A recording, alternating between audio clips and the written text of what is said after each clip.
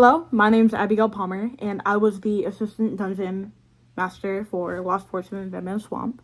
I want to take the time here and say thank you for listening. It has been very fun making it, and me and the rest of the people who helped, like the cast and stuff, really appreciate you watching it. And, thank you. Thank you so much. I very much appreciate it. But unfortunately, it is time for our story to end. If you have not watched all of it, like the videos, please go watch them. There are massive spoilers for the whole entire thing in this video. So go watch that. I would, please go watch it. I hope you enjoy this video. Godfrey ended up leaving Dead Man's Swamp and traveled further into the west, hunting for rogue vampires. Upon his hunt, he stumbles across ancient texts and scriptures that prophesize the coming of gargantuan reptiles and beasts from another time.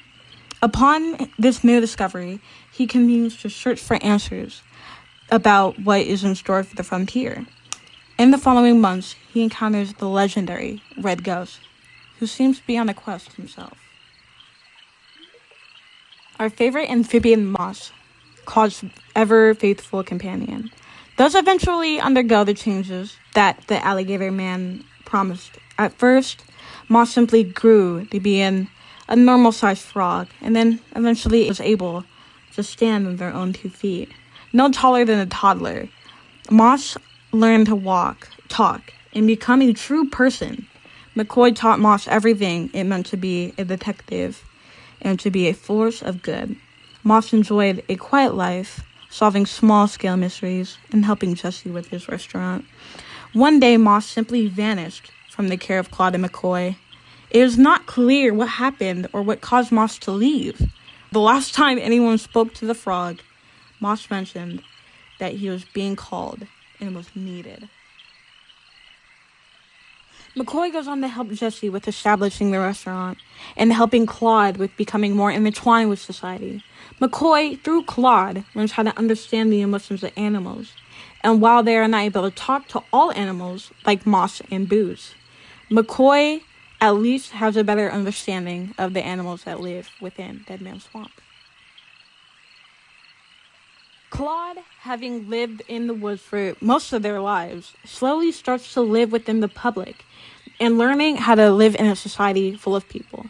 Working briefly in Jesse's restaurant and acting as a teacher to McCoy of learning animal moves, Claude felt uncomfortable in society.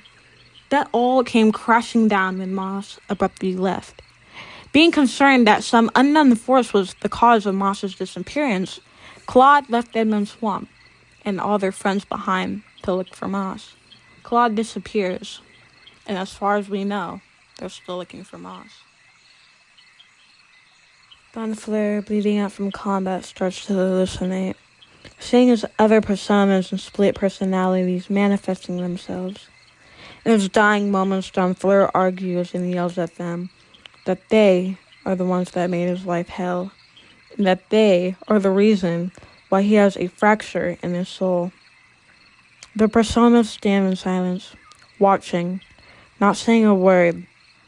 Death itself slowly reaches out to Don, and when Don was about to be granted peace, Death said that his time isn't up yet, for the alligator man has other plans for him. By the time the others reached Don Flair, his body was gone, with only a bloody stain and his weapons left over. The group searches for Don, but finds no trace of him. After the main events of this campaign, Jesse took his newfound skills in food to start a restaurant. It was quite easy to make a name for himself with the skills granted to him in the food preparation and recipes. He still stayed in touch with McCoy and stayed in the area of Dead Man's Swamp. Jesse grew old with his restaurant. He lived until 83, where he died in a fire that consumed his entire restaurant. After scouring the far reaches of the West, Abigail has secured their fate with her new knowledge of eternal youth. After achieving her dream of staying young forever, she continues her adventures around the frontier. She did many things across the frontier, including crimes, enforcing laws, and becoming a legend herself. She watched the world grow, and in her eyes, it became worse.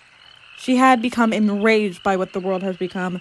No more creatures of interest, no more magic, no more cowboys and outlaws. She would end up going on a murder spree, killing many people of importance. She would end up being blown up in a standoff with the law. The natives, upon not seeing or hearing back from the alligator man, assumed that they had completed their goals. The native chief sends scouts to survey the old witch homes, only to find it in ruin. The chief, not entirely sure how safe the Dead Man's Swamp is, makes the hard choice of relocating his tribe deeper into the interior of the swamp. The tribes last for a few years, but eventually surrender themselves to the United States government and relocate away from the swamps. Despite the staff being returned, and James finally being at peace, decides to remain in the haunted steamboat to tend to the needs or pour a drink to the other lost souls who find themselves in Dead Man's Swamp. James will never see any living people again, and the boat itself will eventually be swallowed by the swamp. The alligator man, with their returned staff, vanishes from the Dead Man's Swamp entirely. Stories and new legends emerge, especially from the heroes, but no one has since seen the monster. Eventually, the rumors of a giant green reptile that seems to fit closely to the alligator man starts to pop out in the outskirts of Arizona, as if it's looking for something else. It has said that they are joined by a small frog-like companion. I hope you enjoyed that video, even though something like the nerd, I'm very sorry for that. But, thank you for watching anyway. I very much appreciate that. And, if you want to show some extra support, show this to a family member or friend who likes D&D. And we weren't able to do this whole thing without people like you watching. So, thank you. I appreciate it. Okay. Bye. Who used to call me on my cell phone? Like when you need me, call me on my cell phone. Like when you need me, I know when you're hiding. You know me one day. I know when you're hiding. You know me one day. Ever since I left the city.